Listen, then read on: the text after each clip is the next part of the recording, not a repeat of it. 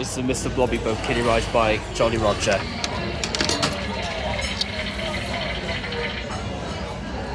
I think one of the rides next to me is going off the truck mode. So anyway, 10, 20, 30. And unfortunately this ride is mute. Says Mr. Blobby himself. Made by Jolly Roger in the 1990s, under license from BBC.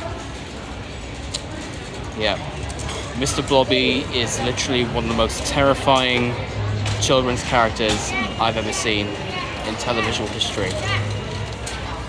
I mean, he's not that scary looking to me, although, I mean, because I've seen creepier things than that, but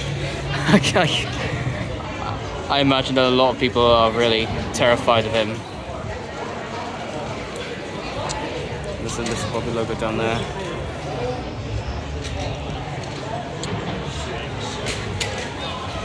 Oh, that's the back of it.